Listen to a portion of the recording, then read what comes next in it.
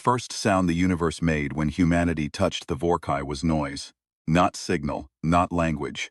Not the measured pulse of civilized interchange that the conclave had been transmitting for 400 years into the dark between stars. Just noise.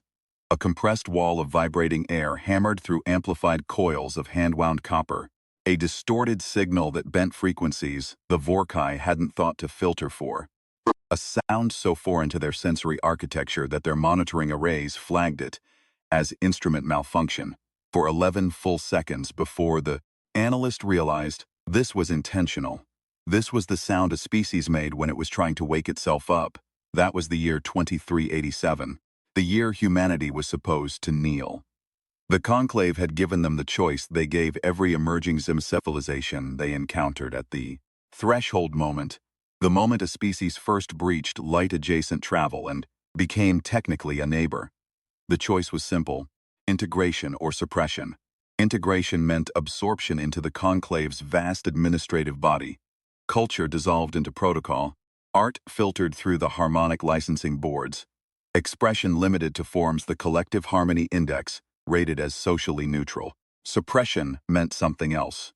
Nobody who had been given the second option was around anymore to explain what it meant in practice, which was itself a kind of explanation. Humanity took 11 days to respond. The conclave considered this insolence. Civilizations at this stage of development typically responded in hours, awed into compliance by the sheer scope of what they were being offered. Peace, stability, the end of their pathetic little wars. Remember, it's something that had outlasted their entire evolutionary history by 3 orders of magnitude. 11 days was an eternity. The monitoring arrays assigned to Sol 3 spent those 11 days flagging continuous low-frequency emanations from the planet's surface, incomprehensible rhythmic patterns, layered vocal harmonics, the ubiquitous distortion signal that seemed to be everywhere at once, embedded in their communication networks, broadcast from thousands of simultaneous ground-level transmitters, impossible to localize or silence without suppressing the entire electromagnetic spectrum of the planet. They were playing music. They were playing music and deliberating. The conclave's senior analyst for the Sol contact, career administrator named Thresh Uvan, who had processed first contact dossiers for 6 species and found all 6 of them arriving at the same general posture of stunned compliance, spent most of those 11 days trying to identify which faction of humanity was driving the deliberation. Delay. They had a chaotic system of governance, dozens of competing nation-states, hundreds of significant cultural blocks, a communications infrastructure that made it essentially impossible to determine where any given message originated relative to where any decision was being made. The noise came from everywhere. The deliberation appeared to come from everywhere. There was no central committee, no unified voice, no identifiable decision-making body, just the noise and underneath it, the slow grinding sound of 8 billion individual organisms thinking simultaneously about the same question. Thresh had filed this under anomalous and moved on, because there was nothing useful to do with it. The response, when it came, did not come from a government. It came from a single human, not a head of state, not a diplomatic delegation, not even an accredited representative of any formal body. A single individual who identified himself only as a technician and who addressed the full diplomatic array of the conclave. 212 species, 4 centuries of accumulated administrative power, the greatest interstellar organization in the known galaxy. With the calm and slightly distracted tone of someone who had clearly been up all night and had recently consumed more of the hot caffeine beverage that appeared in an unusual proportion of their media. His name was Cray Torin. He was 34 years old. He had grease under his fingernails that the high-resolution diplomatic feed caught in uncomfortable detail, as though he had come directly from fixing something mechanical and hadn't stopped to clean up, which the intelligence files suggested was accurate. He spoke for exactly 6 minutes and 40 seconds. He did not read from notes. He did not appear nervous. He appeared, if anything, like a man who had thought very carefully about something and arrived at a conclusion he was entirely comfortable with, and was now delivering it as a practical matter. The way you might inform a contractor that you've decided not to go with their quote. The translation matrix converted his words at 94% confidence, with 17 separate flags on one specific phrase. And what he said, in essence, was this: we've thought about it. The answer is no. Not no to integration specifically. No to the terms. No to the harmonic licensing boards. No to the collective harmony index. No to the suppression of what he called. And here the translation matrix flagged the phrase for review 17 times before accepting it: the noise. He was very specific about the noise. The noise, he explained, was not incidental. The noise was not a cultural artifact to be regulated or filtered or assigned a social neutrality rating. The noise was the mechanism by which humanity thought. It was the sound of a species arguing with itself, inspiring itself, grieving, celebrating, making love, going to war, coming home from war, discovering that home had changed while it was gone, and choosing to sing about it rather than simply endure it. The noise was the species. You could not have humanity without the noise. And if the conclave's version of integration required the noise to stop, then humanity wasn't interested in the conclave's version of integration. He then said he was happy to negotiate on everything else, and asked if anyone wanted coffee. He said it completely seriously. The cultural analysis teams spent 2 weeks on that specific moment and never reached consensus on whether it was a rhetorical device, a genuine invitation, or simply what it sounded like: a tired man offering something warm to whoever was in the room. The diplomatic feed cut out in the silence that followed, and it was a genuine silence, the kind that only happens in chambers large enough to contain the weight of 4 centuries of unbroken authority. The coordinator assigned to the sole contact did something no record in the conclave's administrative memory contained precedent for. The coordinator's name was Vrethel Senokur, 1700 years old. 412 integration processes in the administrative memory. Every form of resistance cataloged and cross-referenced. Every variety of capitulation. Every flavor of defiance that eventually, one way or another, resolved into compliance or ended in the other kind of resolution. Vrethal had seen it all. Vrethal said, "Bring me everything they have made, not the intelligence reports, not the threat assessments, not the strategic projections for suppression class response, already being drafted in 3 separate administrative departments. Everything they have made. Art, story, music, especially the noise, all of it." Vrethal wanted to understand what Kratorin was protecting before deciding how hard to push against it. It took the analysis teams 3 months. They fed everything into the cultural assessment matrices. Centuries of human creative output, pressed and indexed and run through every evaluative framework the conclave had developed for understanding species-level expression. They had good frameworks. They'd refined them across 400 integration processes. They captured reproductive signaling, territorial communication, historical record-keeping, social cohesion mechanisms, status display architecture, grief processing patterns, all the functions that creativity served in organized species. The matrices returned a result that the senior analysts initially assumed was a data error. They ran it again. Same result. They brought in 3 additional assessment teams from different disciplinary backgrounds and ran it a 3rd time. The result didn't change, only became more detailed. The conclusion, filed under the dry bureaucratic header of Species Cultural Complexity Index, Sol 3 Primary Cultural Output Assessment, was this: humanity's creative output could not be fully evaluated by existing frameworks because existing frameworks had been built around the assumption that creativity served a function: social cohesion, reproductive signaling, territorial communication, historical record-keeping, grief processing. These were the categories. Humanity's creativity served all of those functions and also, apparently, no function at all. Enormous portions of it were simply expressive, not useful in any measurable sense.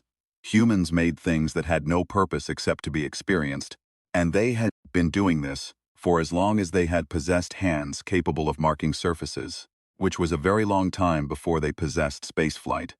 The noise especially. The noise was older than writing. It predated agriculture. It predated settled civilization. It was, the matrices noted with a kind of helpless precision, the oldest continuous human technology still in active use. It had been modified and evolved and fought over and suppressed and revived and suppressed again and revived again across the entire length of human history. And every time it had been suppressed, someone had fought to bring it back. Every single time, without exception. Across every culture, every geography, every political configuration the species had managed to arrange and rearrange over the millennia. Someone had always fought to bring it back. Frethall read the report 3 times. Then Frethall did something that Seath, the junior cultural liaison attached to the Sol contact, would later describe as either the most important decision in conclave history or the most inexplicable professional failure of the century, depending on who you asked and what outcome they were rooting for. Frethall listened, not with an analysis team, not through the collective harmony index filters that were standard equipment for any direct engagement with pre-integration cultural output. Alone, in the private quarters afforded to a coordinator of 1700 years seniority, with the raw, not unprocessed that Cray Torrens planet had been broadcasting for 11 days before his message, and for 3 months after it, Frethall listened to the noise. Frethall started at the beginning. Not the chronological beginning, that would have taken more than the administrative hold period allowed. Frethall started where the analysis team had flagged the highest concentration of what they called unclassifiable, emotional density, which turned out to be everywhere. But the highest density was in what humanity called rock and roll, was a specific subgenre of the noise that had emerged approximately 400 years before first contact and had been dying and reviving ever since, in a cycle, the cultural files described as characteristic and the monitoring teams described as statistically improbable. It took 4 hours before something happened that Frethall's neural architecture had no filing category for. Later, pressed by the review committee, Frethall would describe it as a resonance. An unwanted, structural, entirely involuntary resonance. Something in the noise. In the layered frequency patterns. In the place where distortion and rhythm intersected in that specific human way. In the quality of a human voice doing something to a melody that the melody had not technically asked for, had found a frequency that Frethall's own emotional processing hadn't been asked to produce in centuries.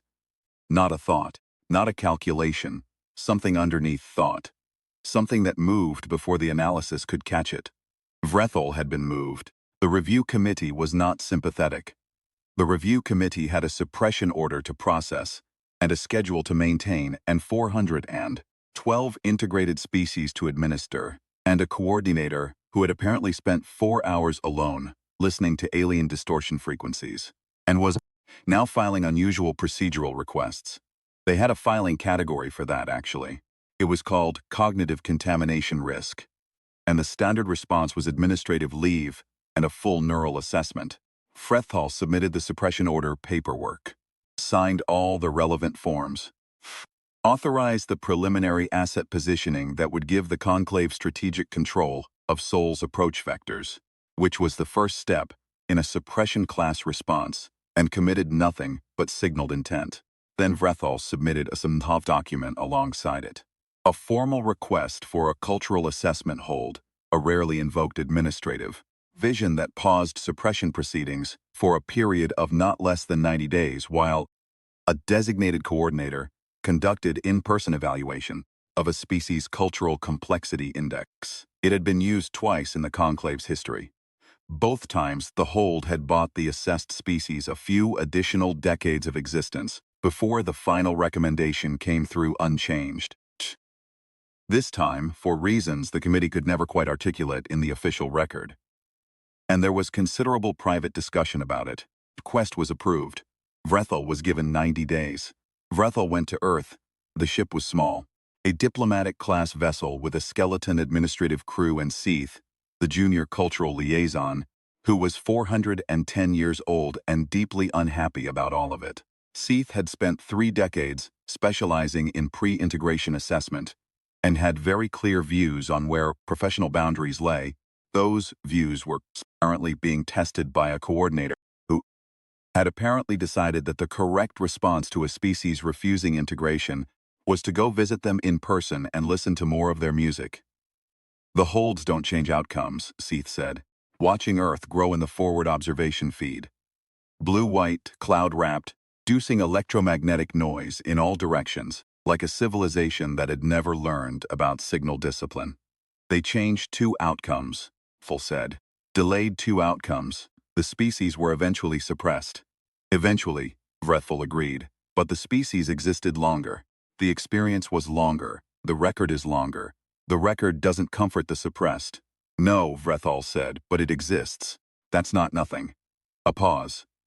I want to understand whether the experience changes the calculus. The calculus is population survival ratios and administrative integration costs. Seath's frustration was professionally contained but present. It doesn't change because you listen to. I know, Vrethel said, and didn't elaborate. They made first physical contact in a city the humans called Chicago. Cray Torin had proposed it when the diplomatic channels opened to arrange the meeting, and Vrethal had agreed without asking why, which was perhaps the first sign that something was already different about this process. The reason became clear when the transport set down and the navigation system identified the contact point. Not a government building, not a diplomatic facility, not any of the neutral formal spaces that species typically selected for first in-person encounters with representatives of the entity that might be deciding their fate. A music venue. It was a large enclosed room with a low ceiling, exposed infrastructure along the walls, and approximately 800 humans packed together at a density that would have triggered automated safety interventions in any conclave-administered facility.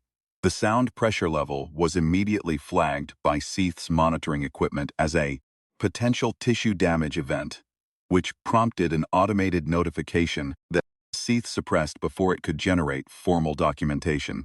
The diplomatic team had sensory dampening fitted. It helped with the direct physiological impact. It did nothing about the fact of the noise, that it was there, that it was enormous, that it was being generated collaboratively by the 5 humans on the stage and the 800 humans on the floor, and the building itself, which vibrated with it. Cray Torin was in the middle of the crowd. He had not looked toward the diplomatic team when they entered. He was standing with his eyes closed and his head tilted back, and both hands loose at his sides, entirely absorbed, the way a person is absorbed in something that has required their complete and voluntary surrender. Seath leaned toward Vrethal and said, over the noise, I don't understand the point of this. I know, Vrethal said. That's the point. They found Torin in the corridor outside when the set ended.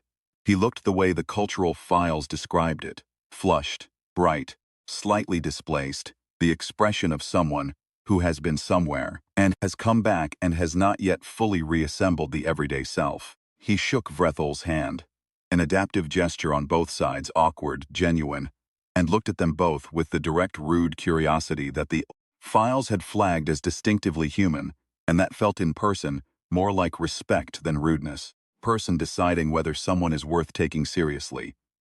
You actually came, he said. You requested a meeting. I meant you specifically. He had already identified which of them had filed the cultural hold. The one who asked for the 90 days. He studied Vrethal with that direct look. What do you want to know? What you're protecting, Vrethal said. When you said no, what it is. Exactly, that you said no for. Torin was quiet for a moment. Then he glanced back through the door at the crowd still buzzing inside, calling for more. You hear that? Yes, it's not the sound, the wanting. They came here specifically to want that. They arranged their whole day around getting to want that. He looked at Vrethal.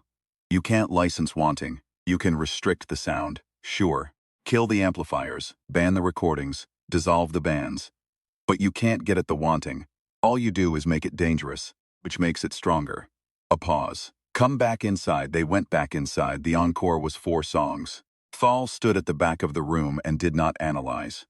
Seath stood beside Vrethal and analyzed everything compulsively because that was the only framework available, and the analysis kept producing results that didn't fit the categories, and the category failure itself was a kind of data which Seath filed under pending classification and tried not to think too hard about.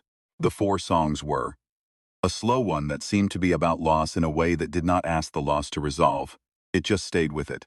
Fast one that was about nothing identifiable and everything at once. One that appeared to be addressed to a specific person who was not present, and one that was addressed to everyone in the room, simultaneously, and somehow still felt personal to each individual person in it, which was not a feat Vrethal had ever seen attempted, and certainly never seen succeed. When the last song ended, 800 humans stood in the specific silence of people who do not want the thing to be over and are quietly insisting, through the quality of their stillness, that it isn't. Then they went home.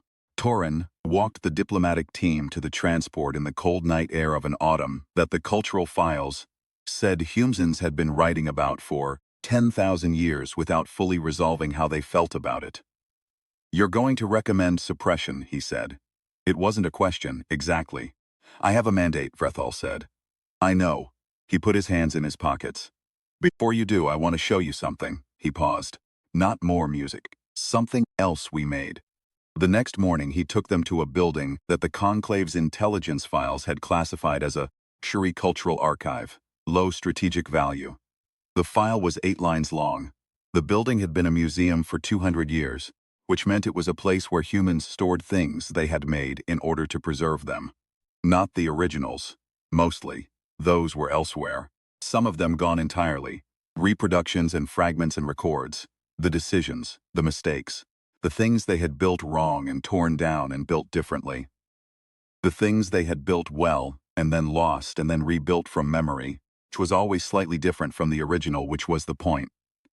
Torin walked them through it for 3 hours. He didn't explain. He walked, and stopped, and occasionally said something quiet, and moved on. "Here's where we got that wrong. This is from when we were worse than we are now. We didn't know what to do with this pain, so we made it into something. And what it turned into was, this, and the pain doesn't matter as much anymore as the fact that the thing exists and lasts." In the back corner of a gallery that the museum's internal map labeled early acoustic technology, there was a small glass case. Inside it, fragment of instrument, dark wood, rough-edged, very old, wire still attached at one end. The label said, "Fragment, unknown maker, pre-electric period, provenance chain documented to 1887. The provenance chain was a list of names. Everyone who had kept the piece in order, all the way to the present. Vrethal stood in front of it for a long time. "Someone played music on this," Vrethal said. "Their whole life, probably." Torin stood beside the case. Then it broke and they kept the piece. Then they died and someone else kept it. Then that someone died. All the way down. He looked at the list of names. Every person on that list knew it was broken. None of them threw it away. Vrethal looked at the list of names. They went back 137 years. Before that, the record was incomplete.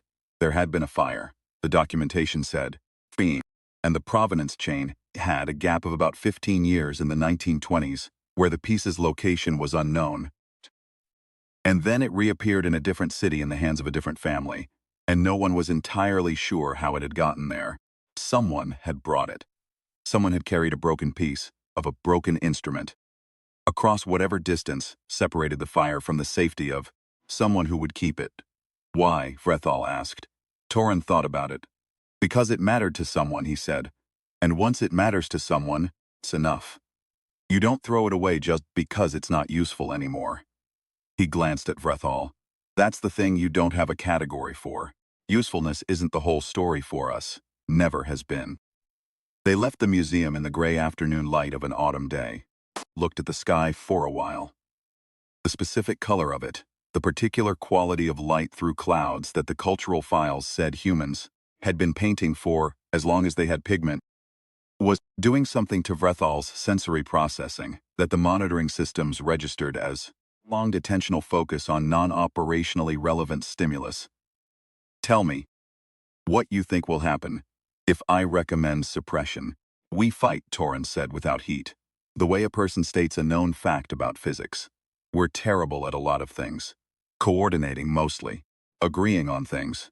Stopping when we should stop. But we've been fighting each other for 100,000 years and we are very, very good at it. And an external threat is one of about 6 things in human history that reliably makes us stop fighting each other and start fighting the threat. Instead." He paused. "You'd win eventually. your resources are larger, but it would cost you more than your cost-benefit models currently predict, because your models are based on species that were already tired when you met them. And we're not tired. We're annoyed.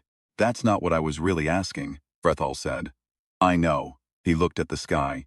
You're asking what happens to the noise. If you integrate us on standard terms, a long pause.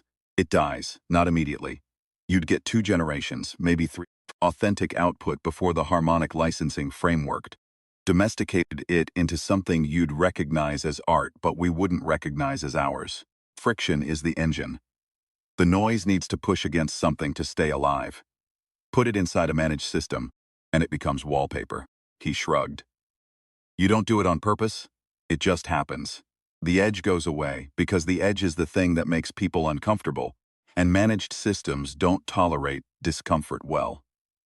Vrethal thought about the 412 entries in the administrative memory, thought about them as a collection. What they had in common, they were quiet, every single one of them, productive and stable and well-administered, and very, very quiet. The noise that remained in their cultural output was licensed and indexed and rated, and smoothed and entirely recognizable from system to system, because the collective harmony index had ensured that recognizability. It was the sound of civilizations that had found peace, which was not the same as the sound of civilizations that were alive. Paul had not noticed this before, had not had a way to notice it, had not had a contrast to notice it against. I need to make a transmission to the conclave, Vrethal said. Seath's head turned. Suppression paperwork is already a different transmission. It was a long transmission. 4 hours was unusual enough to trigger an automatic review flag. The format deviated from standard reporting protocol in ways that 3 of the 7 committee members found professionally alarming. The substance deviated from expected recommendation parameters in ways that all 7 found at least 3 unexpected and 2 found frankly incoherent. What it contained was a recommendation for something the conclave's administrative records had no precedent for: exemption, not integration, not suppression. Exemption, specifically, conditional cultural exemption from the Harmonic Licensing Board requirements and the Collective Harmony Index, on the grounds that the cultural complexity of the assessed species was of a sufficiently unusual character that application of standard integration frameworks would constitute a net loss to the conclave's collective knowledge base. The recommendation cited the noise at length. It cited the 800 humans in the venue and the quality of the silence when the music stopped. It cited the fragment in the glass case and the 137 years of names on the provenance list and the gap in the record from the fire and the unknown person who had carried the piece through that gap. It cited Cray Torren's hands in his pockets, which was a gesture the cultural file said meant, I am here, I am not attacking, I am simply existing, and I have decided this is enough, and which Vrethal had found, for reasons not fully articulable, the most specifically human thing observed during the entire contact period. And then it cited the thing that had happened in the venue. The 4 hours of listening, the resonance, the thing with no category. Vrethal described it plainly, in administrative language that was inadequate to the task, and made no attempt to disguise that inadequacy, because falsifying administrative documentation was not something Vrethal was willing to do even for a cause this important. The thing had happened. It had no category. Those were both facts, and both facts were relevant to the recommendation. The committee deliberated for 43 days. During those 43 days, Cray Torren did not wait quietly. He had understood something about the hold period, that it was a window, that windows closed, that the best thing you could do with an open window was push as much through it as possible before it shut. He organized. He broadcast. He turned the negotiation into a public event, made humanity's position in the largest conversation any of them had ever been part of, into a collective act of defiance that was also a demonstration of the thing being defended. He argued, loudly, and to any audience he could reach, the correct response to a potential suppression order was not dignified restraint. It was more noise. It was the maximum possible noise. It was proving, through the act of making the thing, that the thing was worth making. The broadcasts from Earth during those 43 days were measurably louder than their historical average. The monitoring arrays logged it. The analysis teams noted it. Two separate committee members cited it in their deliberation notes as evidence that the species was, quote, ungovernable by standard methods, and what they meant as a concern, Vrethall read as confirmation. You're doing it again, Seath said, 20 days into the hold period, watching Vrethall watch the monitoring feeds. I'm listening, Vrethall said.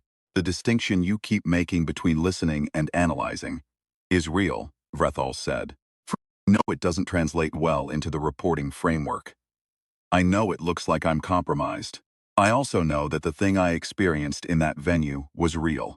And I know that real things that don't fit the framework are the most important data we have because they're the ones telling us the framework is wrong. Seath was quiet for a while. Then, what if the committee rules against you? Then I'll have tried, Vrethall said. And the record will exist that I tried, and someone, somewhere, will read the record. A pause. That's how it works for them. That's why they keep the broken pieces. Because someone somewhere will read the record, and it will matter. On day 43 the answer came. Not a ruling exactly, a question, the committee, demonstrating an unusual degree of procedural creativity for a body not known for it, returned the recommendation with a single formal inquiry. In your professional assessment, as a coordinator of 1,700 years' experience, do you believe this species will sustain the creative complexity you have cited as grounds for this recommendation? Will the removal of external pressure lead to stagnation and eventual loss of the qualities observed? Vrethall took 2 days, then responded, I believe they will fight with each other about it constantly and forever, and the fighting will keep it alive. 4 more days. Then the committee sent back 7 pages. Buried in paragraph 6 of page 4 was the thing. Conditional cultural exemption approved. View period 100 years. It was not a victory. It was a stay. It was the administrative equivalent of someone putting the broken piece in a glass case and adding their name to the provenance list. It meant this mattered to someone. That's enough for now. Torin read the document at 2 in the morning, alone in his workshop. The shop was a ruin of paper and hardware, and empty cups and notes full of arguments with himself in handwriting that had gotten increasingly illegible as the weeks wore on. He read it 3 times, put it down, sat in the specific quiet of a person who has gotten the thing they fought for, and hasn't adjusted to the world where they have it yet. Then he picked up the guitar that lived against the workbench. He wasn't a musician. The files had him as an engineer, a communicator, an accidental diplomat. He played anyway, 3 chords, badly fingered, the rhythm slightly off. And the sound that came out was wrong and completely genuine, the sound of someone playing for nobody, which meant for everybody. The monitoring arrays caught it. They caught everything. Vrethall, in the private quarters of the diplomatic ship preparing for transit back to conclave space, received the feed, listened to the 3 bad chords, stayed with them the way you stay with something you know you'll want to remember. What are you going to tell them? Seath asked. When they ask how you're justifying this recommendation.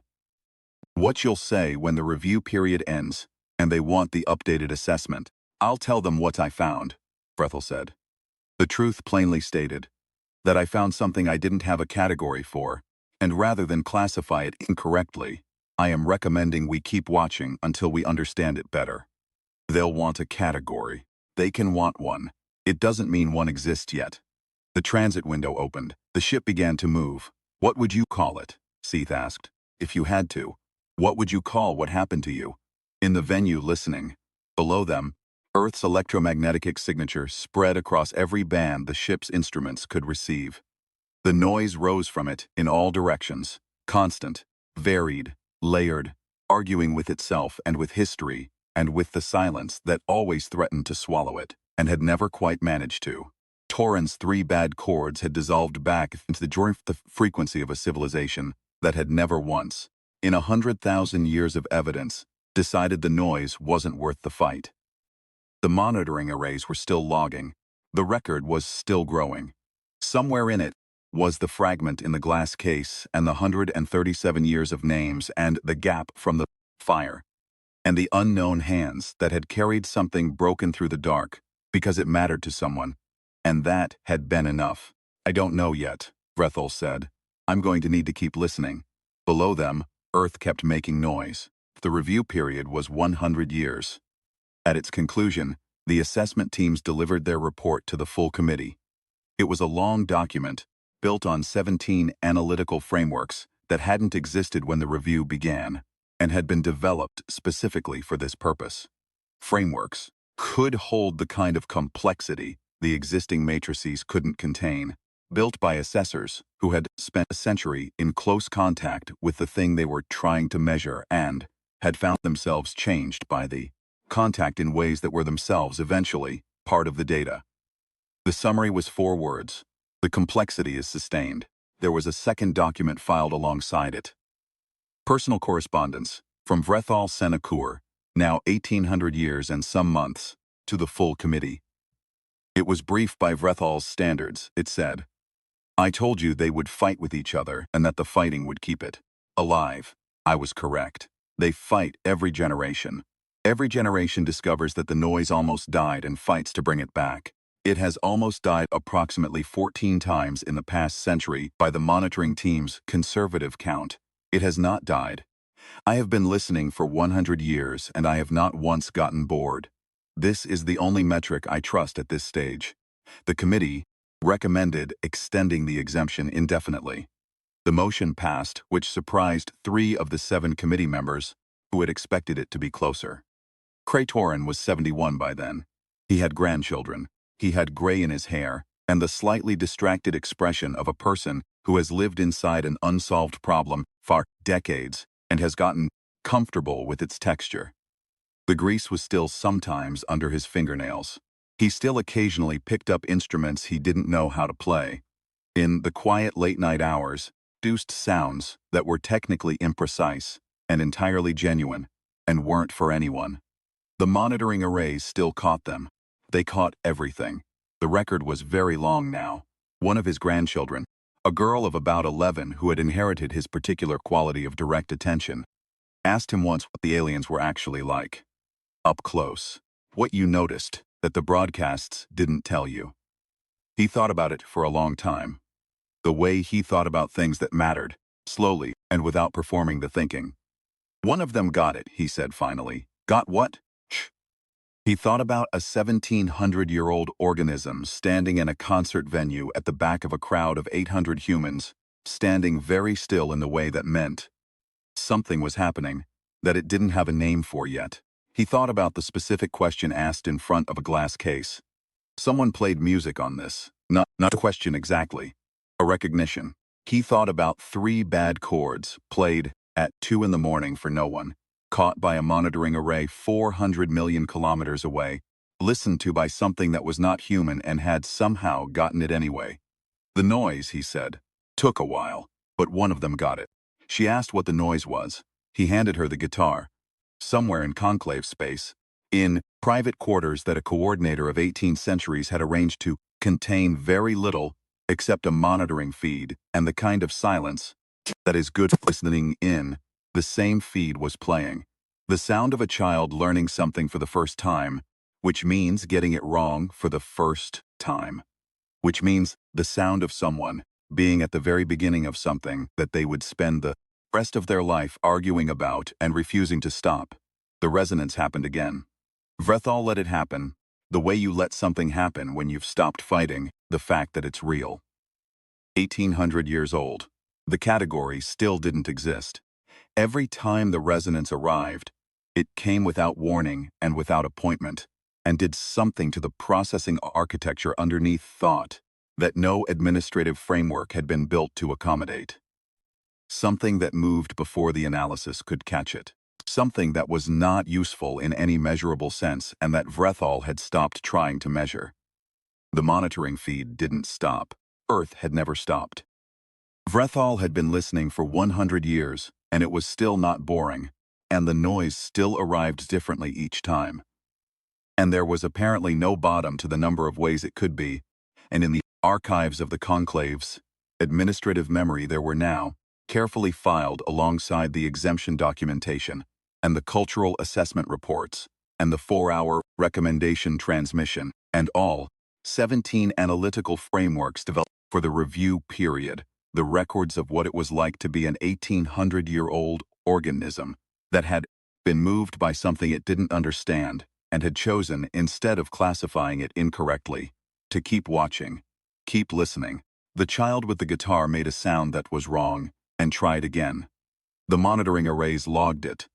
Vrethal marked the record open. The noise went on. There is a thing that happens in the Conclave's administrative archives, in the deep storage sections that nobody visits anymore, because the species filed there are integrated and stable and no longer require active monitoring. You can walk through those sections. The archive is physical, has always been physical. The Conclave's founders believed that information stored only digitally was information at risk. And what you find is silence, not the silence of something that stopped suddenly. The silence of something that was turned down so gradually that nobody noticed the turning until one day the volume was zero and had been zero for a while and was going to stay that way. 412 species, 412 entries, each one with its cultural output records, its integration documentation, post-integration monitoring reports that started dense and got progressively thinner as the decades passed, and the output became more regular. The complexity ratings leveled out, and the collective harmony index ratings climbed toward neutral and stayed there. Because neutral was the goal, neutral was stability, neutral was peace. Vrethal had walked those archives, once very early in the career, had found the silence natural, had found the stability admirable, had filed no flags and moved on. Vrethal went back there, during the 100-year review period, on a visit to the Central Administrative Complex for a separate matter. Walked through the archive again. Stood in the silence. It was different now. Not because the archive had changed. Because Vrethal had. The silence was not peaceful. The silence of the fragment in the glass case, if nobody had ever kept it. If the provenance list had ended at the first entry. If the person who carried it through the fire had decided it wasn't worth the wait. Vrethal stood in silence for a long time, then went to the monitoring station and pulled up the sol feed. Let Earth's electromagnetic signature fill the room. Let the noise in, not filtered, not assessed, not run through any index at all. Just the noise. It was nothing like silence. 3 of the archivists on duty that day filed incident reports about the disruption. Thal was apologetic and entirely sincere about it and did not stop the feed. This was, Seath said later, when they discussed it, the moment Seath stopped worrying about the recommendation and started worrying about something else entirely. What? Vrethal had asked. Happens, Seath said carefully, if it works. If the exemption holds, if they sustain the complexity, if we go back at the end of the 100 years and the noise is still the noise. A pause. What does the conclave do with a species that we can't integrate on standard terms? That we've acknowledged we can't integrate on standard terms, formally in writing, with a committee vote? What's the model? What's the long-term shape of this arrangement? I don't know, Vrethal said. That concerns me. It should, Vrethal said. It concerns me too. A pause that Seath logged at 6 seconds. But the alternative is the archive. And I've been in the archive. And I don't want to add an entry. Seath said nothing, which was for Seath a form of agreement. The shape of the arrangement, as it turned out, was something that neither the conclave's administrative frameworks nor human diplomatic theory had a word for. It was not integration and it was not independence. It was not alliance, exactly, because alliance implied symmetry of power that didn't exist. It was not protectorate, because that implied hierarchy that the exemption documentation had specifically declined to assert. It was something more like acknowledgement, a formal acknowledgement, renewed every 100 years, that something was happening here that the existing categories couldn't contain, and that the correct response to that was not to force it into a category but to keep watching. The humans, characteristically, fought about it constantly.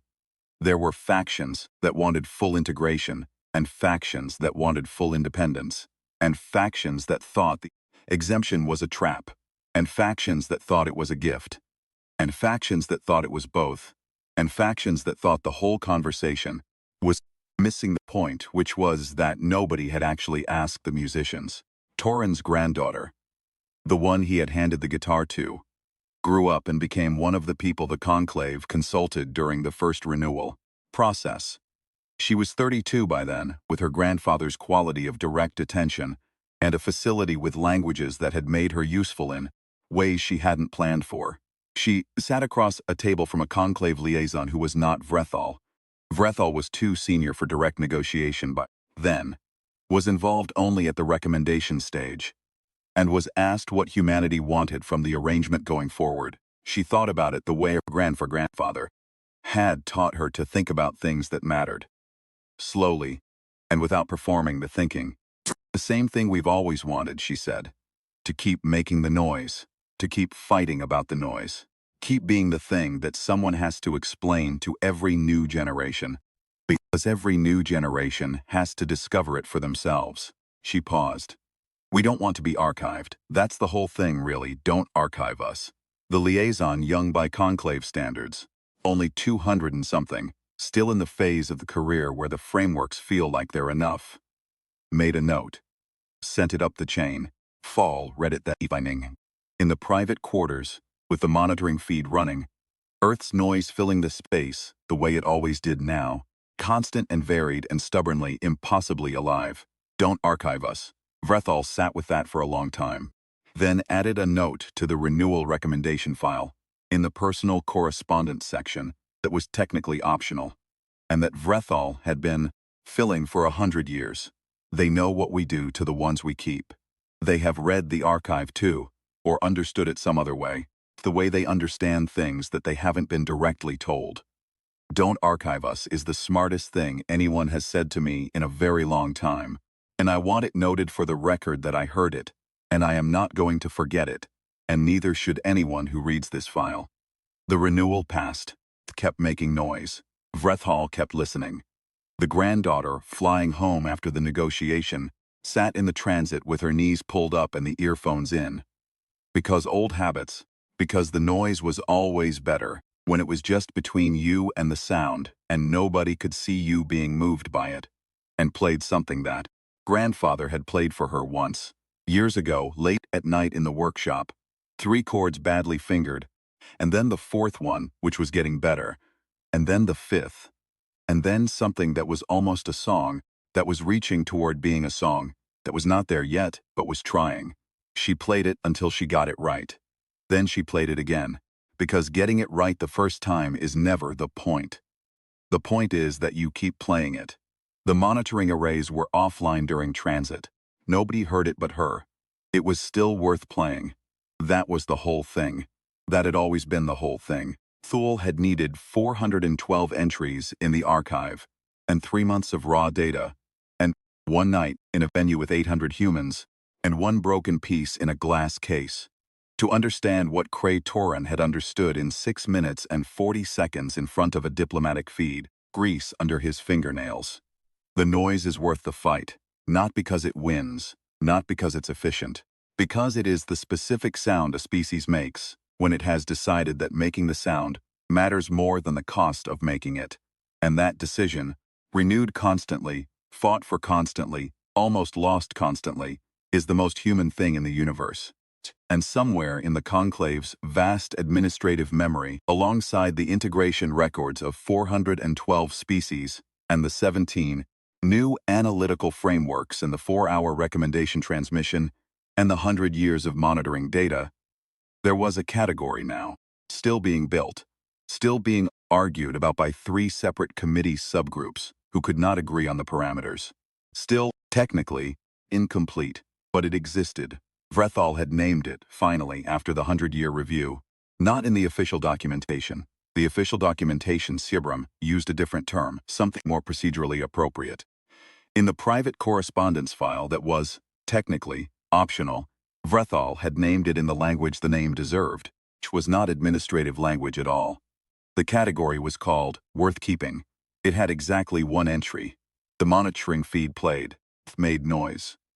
The record grew longer every day, and someone was always listening. And that, in the end, was the whole story. The broken piece in the glass case still exists. The museum moved twice in the 100 years of the review period. Once because of flooding, once because the city reorganized itself, in ways that the original building's neighborhood didn't survive intact. Both times the piece made the move. Both times someone added their name to the provenance list, which was now not a physical list alongside the case but a digital archive linked to the board, a long chain of names going back 137 years to the documented beginning, and then, implied by the gap in the record and the unknown journey through whatever fire or displacement had separated one keeper from the next. Further back than that, Vrethall had a copy of the provenance list, had requested it during the in-person visit period, and it had been provided, without comment. As though sharing a list of names was a normal thing for a species to do when a representative of the entity deciding their fate asked for it, which, Vrethall had eventually understood, was exactly what it was. This is who kept the peace. This is the chain. This is what we mean when we say something matters. Not that it is beautiful or useful or efficient or rated highly on any index, that someone kept it, and then someone kept it, and then someone kept it, all the way to right now. The list had 47 more names than it had when Vrethall first saw it. The piece was still broken, still in the case, still dark wood and old wire, and the rough edge where it had fractured, however long ago, that was before the documented record began. It had never been repaired. That was the part nobody had asked about during the negotiations and the review period and the renewal process, the part that had taken Vrethall 100 years, and some additional time to fully understand. They had never repaired it, had never tried to reconstruct what the instrument had been, had just kept the piece, in a case, with a list of names, broken and kept, because being broken was part of what it was now, and what it was now was what mattered to keep. Vrethall thought about the 412 entries in the archive. Thought about what it would mean to have a piece of each of them. Not the integrated output, not the licensed and indexed and harmony-rated cultural expression that they had produced in the decades after integration, and that existed in the conclave's records, neat and searchable and rated and quiet. A broken piece of what they had been before. A list of names of everyone who had kept it. There were no such pieces. The integration process didn't work that way. The integration process worked the other way. This was, Vrethall understood, at 1800 and some years old, the thing that had been wrong. Not wrong in the sense of malicious. Wrong in the sense of a framework that had a gap in it where something important should have been, and the gap had not been visible until something came along that didn't fit the framework, and the not fitting was the data. The data was, sometimes the broken piece is the piece worth keeping. The monitoring feed played. Earth made noise. Vrethall listened, and the category called worth keeping had one entry. And the entry was growing longer every day. And somewhere on a planet 400 million kilometers from the diplomatic vessel that carried a very old coordinator back and forth across the light years of an arrangement that had no precedent and no end date, a child who had inherited a certain quality of direct attention was playing guitar chords badly and getting them right and playing them again anyway. The noise went on. It had always gone on. It would keep going on. That was the whole thing.